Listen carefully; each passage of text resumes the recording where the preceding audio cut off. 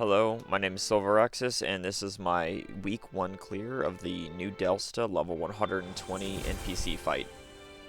This fight is probably the hardest fight in the entire game on release. It is crazy difficult as there is a lot of RNG, and you have to have a very optimized setup in order to deal enough damage to kill her in 15 turns before she kills you. You also only can break her twice, because if you try to do multiple breaks, she'll kill you too. So I'm going in with a sword team and a lot of A4 accessories that I invested in or saved rubies for to get. I also specifically have 6 icons at least starting her at, including bleed. So then when I apply anti-attack, that gives her 8 icons. And the reason that's important to have 8 debuff icons is in order to make her cleanse, because as soon as she gets 8 debuffs or status ailments of any sort, she'll cleanse herself entirely.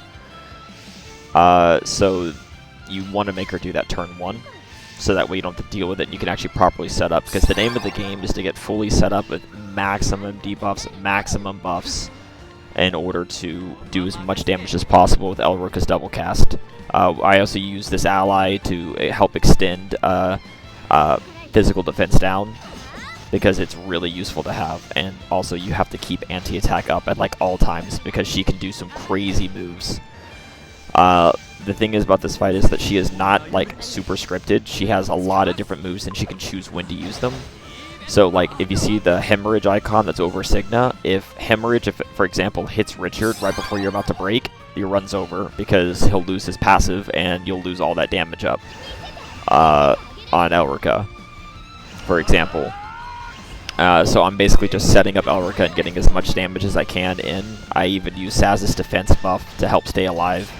Otherwise I keep anti-attack up, and specifically time using pets in order to just optimize my damage as high as possible.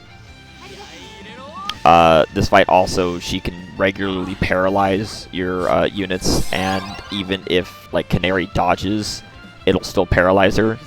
So then if you miss a turn because of paralyze, you also can just lose the fight, because then you don't have time to fully set up.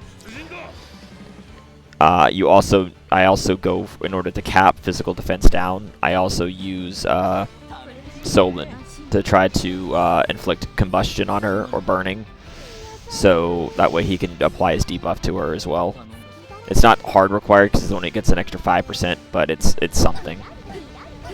But as you can see, I use a mixture of all the units to capitalize on all the debuffs as much as possible. Luckily, like Saz got paralyzed, but he still attacked, because paralyze at least is not guaranteed. Like unfortunately, Shio, I do miss out on the 5% defense on this break, but it's not that big of a deal. And I have routed like all of my turns in order to optimize everything, assuming everything goes well. Yeah, so using another use of that, so just adds another 4 turns to physical defense down. Signa has a A2's A4 on to increase debuff duration. Haunted A4 would work too if you had that. And Primrose, Prim EX has her own A4 on to make her ult last 4 turns, because I have them both at ult 10 as well, which is probably also required. Another mechanic that this boss has is when you break her, she debuffs your entire front row's attack. So you do need to use Prim EX's Elevating Elixir to give yourself a buff, and it gets rid of the debuff. Otherwise, you will not do enough damage. The reason Fiora is there is because on the second break, when her BP is full, she does an ultimate, and before you can break her a second time, she's going to reach that ultimate if you want to do optimal damage. So you use Fiora to tank that, because it's all physical hits.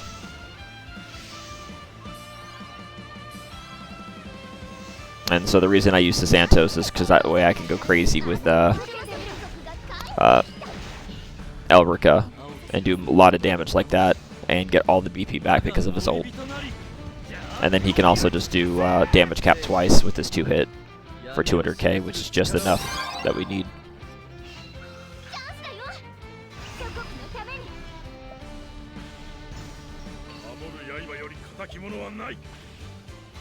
Canary and Solon are also both ult 10. because you need to have like pretty much all the units that in this fight need to probably be A3 if they're not warriors to have enough HP to survive. Richard's only A2, but because of a warrior and a pat, he has enough HP to survive hits. But units that aren't warriors may not have enough HP. Xanthos is also only A2 as well. So like, but you need A3 for like non-warrior units almost for certain. But as you can see there, I got damage cap.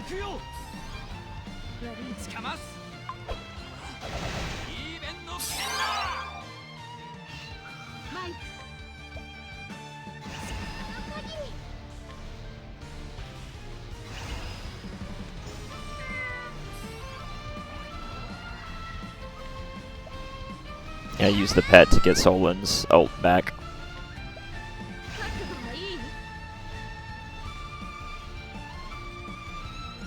I'm also like literally thinking about the debuffs and the buffs at this moment, because I have to make sure I do everything perfectly. Because I have to make sure I also get enough enough points for Elrica. Otherwise she won't be able to double cast twice on break.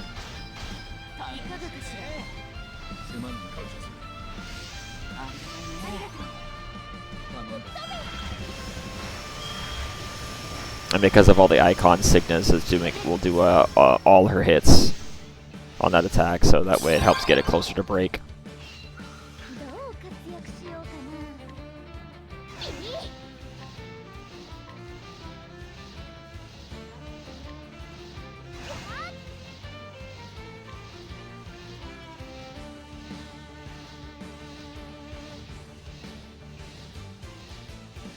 And just thinking about what buffs to use.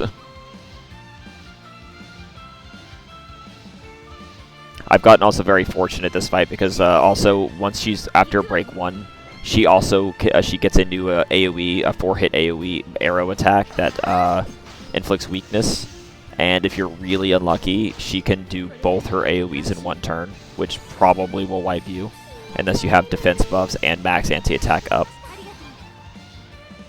Because it's a 4-hit bow and a 3-hit fire that debuffs you. Because yeah, her 3-hit fire, as you can see, also debuffs your defense.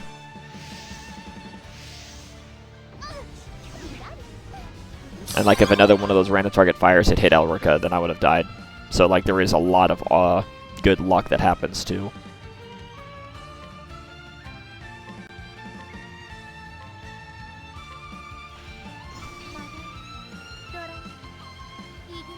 And I did Prim ult earlier, but it doesn't run out because I do save Elrica's ult to extend Prim's ult and cap it and extend it by another 5%. My Elrica is a 4, but not ult 10.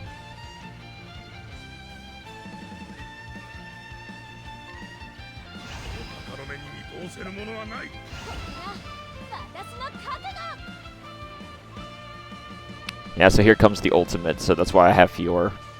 Fior also has the Live a Live Void anti-comatose accessory, so the ultimate doesn't put her to sleep.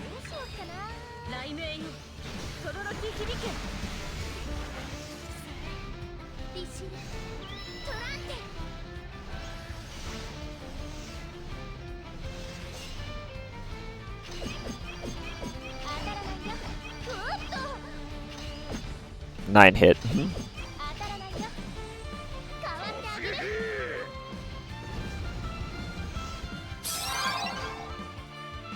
And you can see, like, Fior got paralyzed despite dodging all the attacks.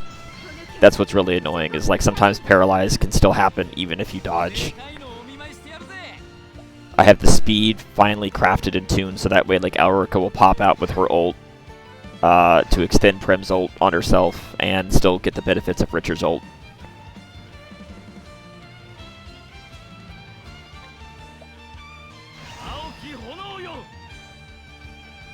And Saz also goes before Richard, so that way he'll get the benefit of the ult as well. Like, all the speed, like, I actually, like, went into the speed nodes and turned them on and off. So, like, everybody's speed is within, like, one of each other just to get the right order.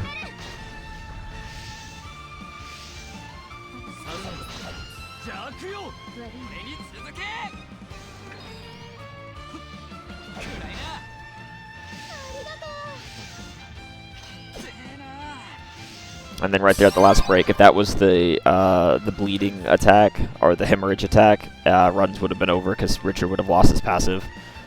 So like as I said, there's just because she just chooses what attacks to use. I've done this fight a lot to try to get this clear, and yeah, she never used the same attack multiple times in a row, or like consistently.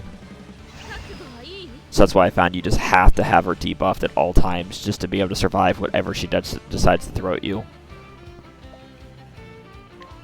And here I'm just checking my pets and realizing that I have an open pet use. I'll go ahead and throw on Lind to auto crit Saz's ult for him.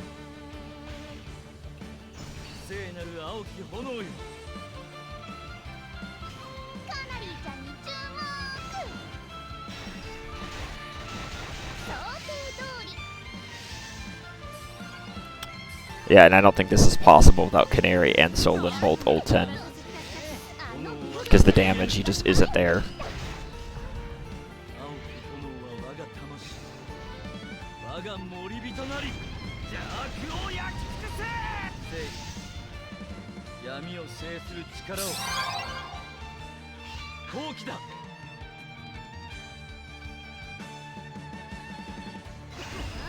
And then thanks to Saz ult, I don't have to worry about Moff. Moff is just there for stats.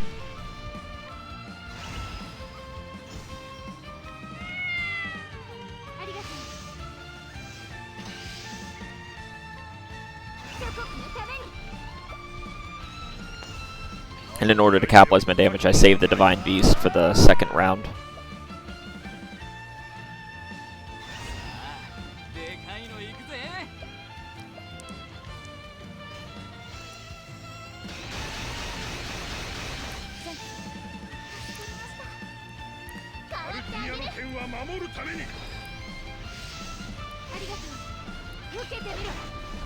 And even with all this optimization, like my damage is here is just barely short.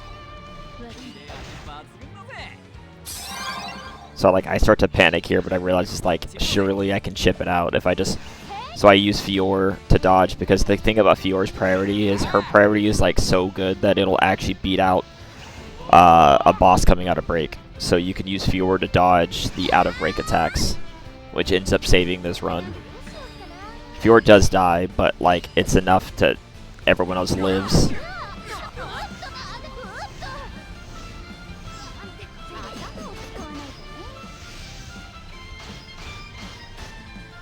So I just max boost everything I got, and then Richard's auto crit barely kills her.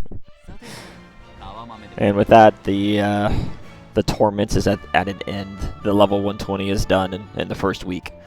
I'm well aware this is not the first clear, but I did do this clear 100% on my own. The only thing I know is that I saw somebody else like post a clear, and that's what told me that it was possible, so I knew I could do it myself. And so then the rest of the video is just a little bit of story that you get for clearing the boss. And then I show my equips, so I'll wait till then.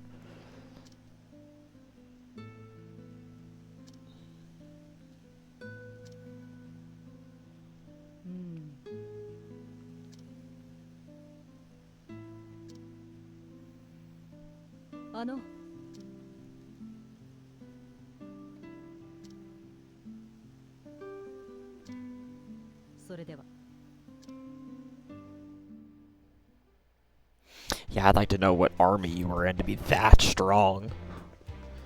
Because, lady, you are the strongest thing in the game right now.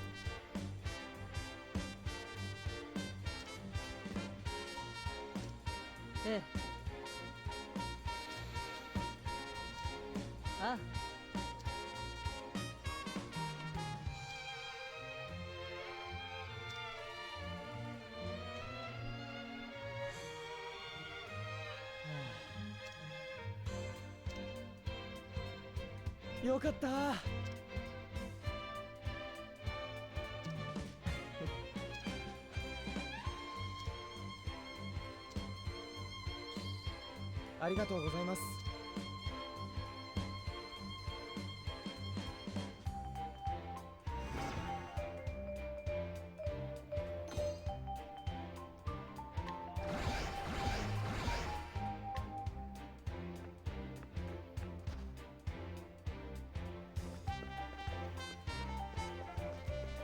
Yeah, so you can pause the video up here to see the equips slowly, because I just show them so you can look them up by names. But it's a lot of A4s that since I've been day one player and I've used a lot of rubies, and I'm also like a small dolphin. I'm not a whale, but I've spent some money. So I just invested and saved for key units is all. The reason you also take so much damage is just because of the fact that it's level 8 armor. Yep, so you can see the speed manipulation there. And yeah, that's the entire fight. This fight sucks, and for anyone watching this, I'd strongly recommend you wait and do this a long time in the future. Once like all of those units have 6 stars for the stats and the HP, and we have better weapons. Otherwise, thanks for watching, and like, share, and subscribe for more COTC content.